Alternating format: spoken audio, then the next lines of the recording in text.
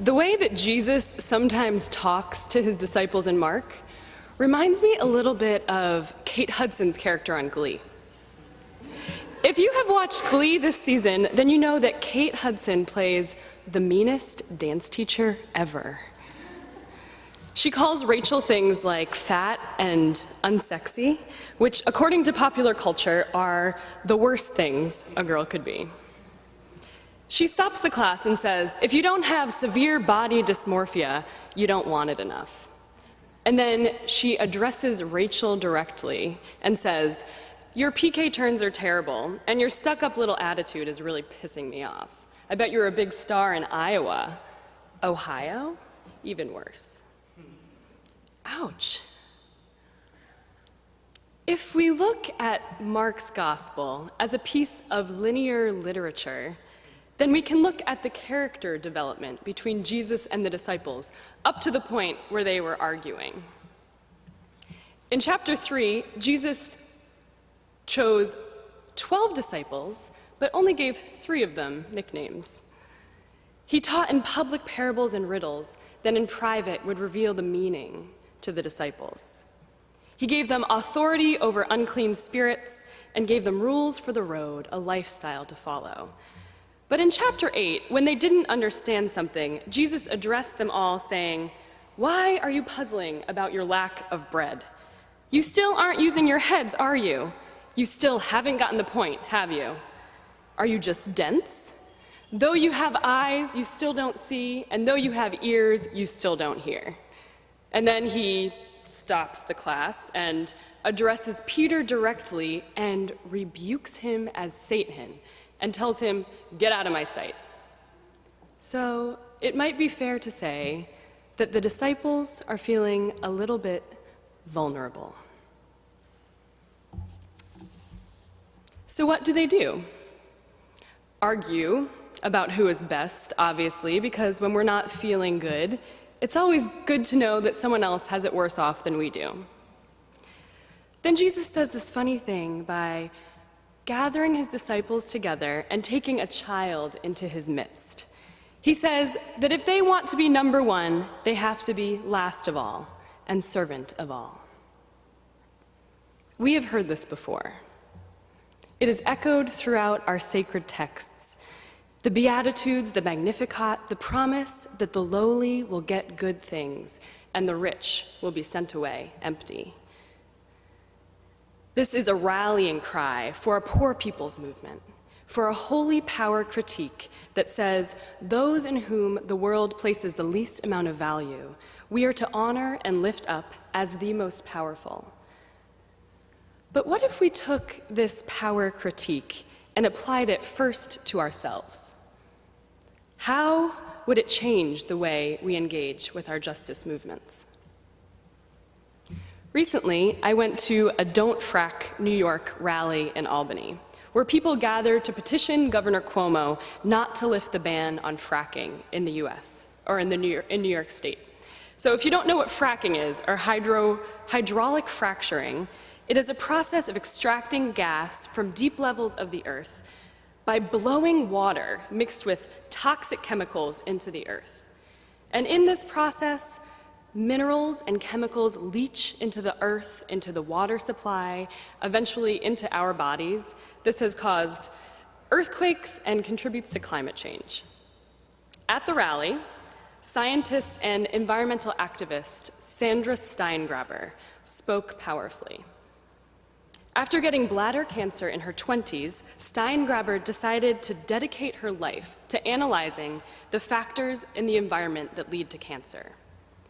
She addressed the gas industry directly, who had been following her around, smearing her name, commenting on her perceived emotional state, her makeup, and the size of her house.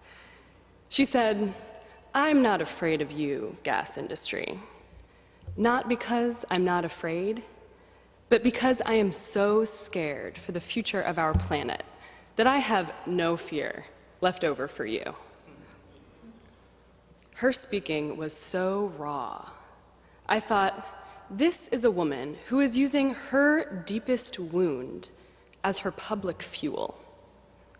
Her vulnerability had become her resource for power. Performance artist Marina Abramovich, who I referenced earlier, recently began a think tank performing arts school. She says, "You give me your time, I give you an experience."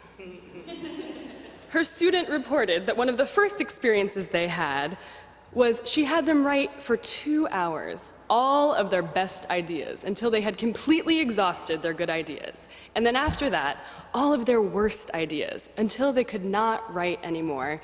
And then crumple up the bad ideas, throw them in the trash, and then leave the good ideas out on the table.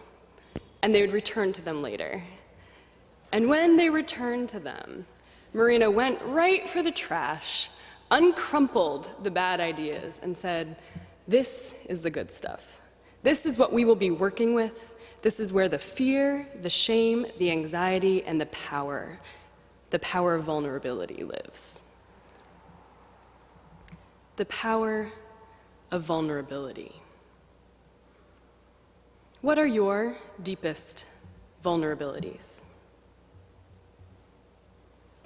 We are taught, and it is natural, to cover up our weaknesses, to try and fix our shortcomings, and not to share our bad ideas.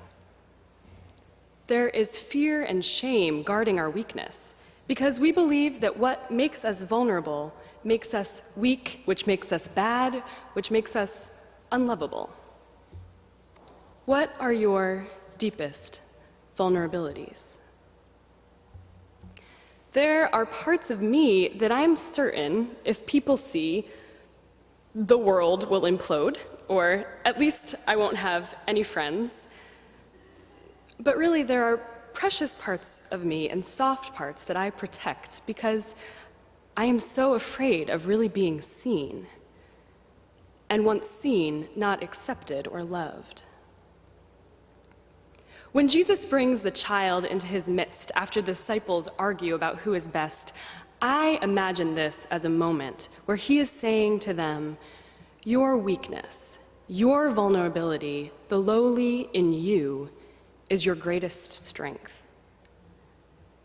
This is not just a call to be kind to oneself and to be kind to the weak in the world, but it is a call to completely reprogram the way that we assign and value power, beginning with ourselves.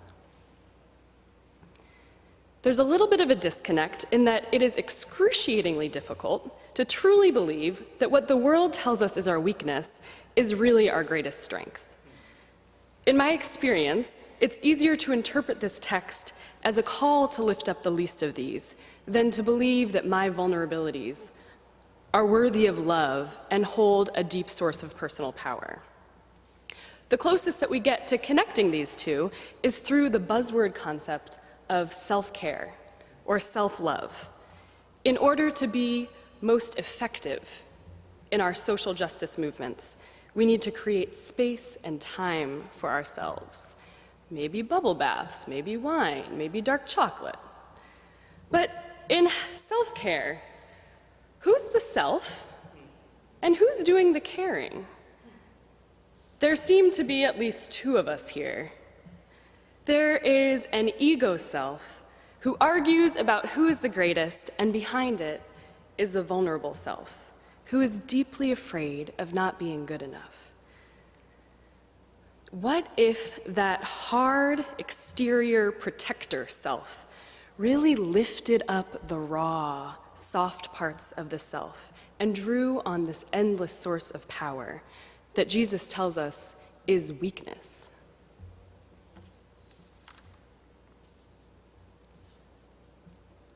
There is something about having the heart on lockdown for fear of being discovered, revealed, or found out for not being blank enough that prevents us from being a conduit for God's love and God's work in the world. No, self-love and self-care are not all bubble baths, candles, but in the words of Audre Lorde, caring for myself is not self-indulgence. It is an act of political warfare. Buddhist teacher Pema Chodron calls this discovered vulnerability the soft spot, that once we find it, and if we leave space for it, then we can experience compassion for ourselves, and that can be the portal through which we experience compassion for the world. It goes beyond self-love and self-care, but is an opening up so we can be a vessel for God's love and God's work. The best that I can do is tell you that the vulnerable parts of yourself are beautiful and precious, and that you are worthy of love. You don't have to believe me. I know it sounds crazy, and sometimes I don't really believe it. This is hard work, and this is holy work. But I think that this shifts the whole framework of how we understand and locate power. In a world where our beloved Professor James Cone this morning felt in his gut to cancel a lecture in Columbus, Ohio, because of threatening letters and phone calls, we know that this work is not safe work. Cone has chosen to live his life by a mantra from the Gospel of Thomas. He says in ST 103, "If you bring forth what is within you will save you. If you do not bring it forth, what is within you will kill you." Jesus showed us the path of ultimate vulnerability, and as we approach the communion table today, take what you need to feel safe and feel nourished, so that you are able to bring forth what is within you, so that it saves you and does not kill you. Amen.